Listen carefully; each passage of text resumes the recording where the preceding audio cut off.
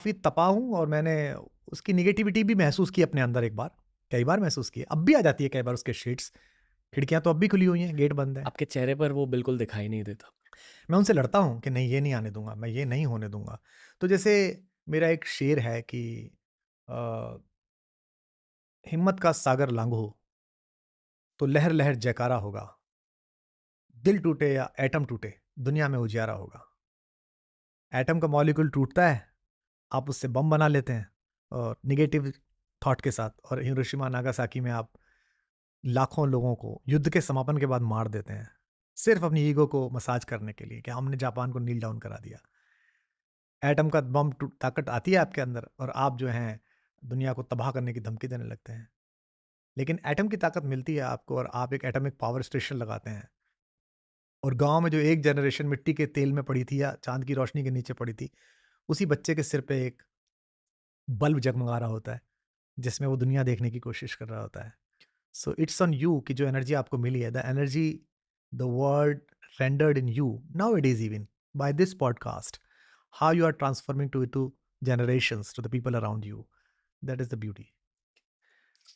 Self pity को लेकर आप कुछ कहना चाहोगे? सेल्फ पिटी उसको भी एड्रेस करना चाहिए, मेरे को बहुत होती है। मतलब मेरे को दुख भी होता है और मेरे को खुद की कमजोरियों पर भी गुस्सा आता है कई बार। जैसे अभी लास्ट जो सेल्फ पिटी मुझे हुई वो मणिपुर में हुई।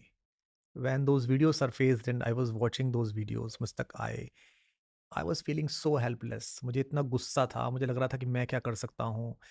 मुझे लगता था मैं उन्हें जानता नहीं हूँ लड़कियों को। मेरा मेरा मुझे लगता था कि मैं कोई, जो मुझे महंगे से महंगा शॉल मिला हो।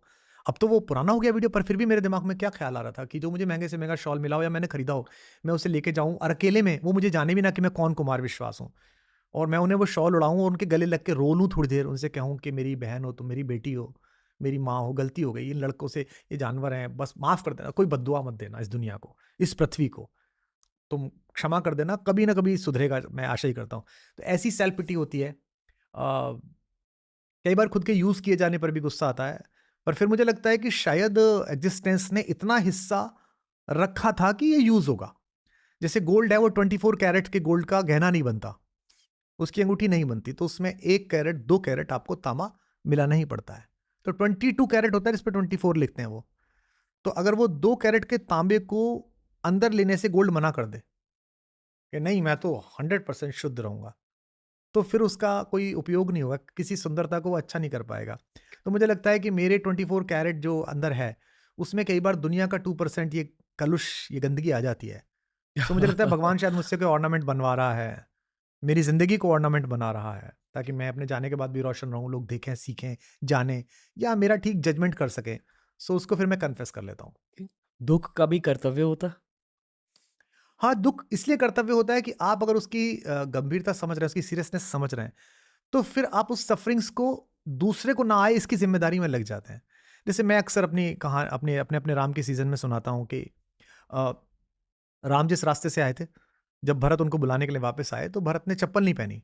तो समवन आस्क्ड कि महाराज आप चप्पल पहन लीजिए। तो उन्होंने कहा, नहीं, नहीं भैया इस रास्ते से गए हैं तो I want to feel this, कि उन्होंने कितना कष्ट उठाया है। और उधर दूसरी तरफ राम वनदेवी को बुला के बोलते हैं कि मेरा एक काम कर दोगी? वो कहती है, अरे भगवान आप काम बोल रहे हैं, बताइए आप। तो वो कहते हैं कि ये रास्ते के ना सारे कांटे हटा दो, जिस रास्ते से मैं आया हूँ। तो बोले क्यों, आप तो आ चुके। बोले मेरा छोटा भाई भरत है, वो मुझको ढूंढता, वो आएगा, सो उसको कांटे नहीं लगने चाहिए। तो वो बंदे भी कहती है हटा देती हूँ, पर वो इतने कोमल है क्या कि कांटे से उनको दर्द हो जाएगा। तो भगवान कहते हैं कि कोमल तो नहीं है, वो बहुत कठोर है और बहुत ताकतवर है, बट अगर उसको एक भी कांटा चुभा तो उसको इस बात का दुख बहुत ज्यादा होगा कि मेरी वजह से भैया इस रास्ते पे चल के आए। So this is the duty bound grief, कि एक दुख ने कितना ड्यूटीफुल दोनों भैयाओं को बना दिया है। एक भाई है जो कह रहा है मैं चप्पल पहन के नहीं चलूंगा, because I want to feel that that दुख, I want to feel that ग्लानी, I want to feel that all the things my mother did और बिकॉज ऑफ मी, मेरी वजह से हुई, मैं इसे महसूस करना चाहता हूँ। और एक भाई है जो कहता है कि मैंने झेल लिया तो झेल लिया, ये तुमको ना झेलना पड़े।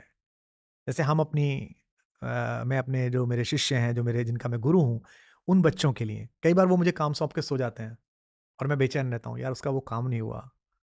या जैसे आप जब पढ़ते होंगे, मैं जब पढ़ता था या मैं शुरुआत के कभी सम्मेलनों में था, आप बिना रिजर्वेशन बाथरूम के पास सूटकेस पे बैठ के जा सकते हैं। But your mother is going, your wife is going, then you can't do that. आपको चाहे ट्रेन खरीदनी पड़े, आपको चाहे टीटी के चरणों में लेटना पड़े कि ना माँ जा रही है, एक सीट दे दे, बिकॉज आप वो दुख झेल सकते हैं, बट आपको जो प्यार करते हैं, जिन्हें आप प्यार करते हैं, तो इसलिए मैं कहता हूँ कि भगवान खुद कष्ट सह सकते हैं। मैं राम के वैसे में कह राम खुद तकलीफ झेल सकते हैं, पर राम को जो प्रेम करते हैं वो तकलीफ में आए, राम ये बर्दाश्त नहीं कर सकते। आपके साथ ये अक्सर होता है जब कोई आपसे बात कर रहा है तो आँसू निकलने लगता है? हाँ, मेरे शोज़ में बहुत लोग रोते हैं। कल परसों भी मैं बिड़ला में था, कलकत्ता में, उसमें विश्व बांग्ला में, तो lot of people were weeping when I was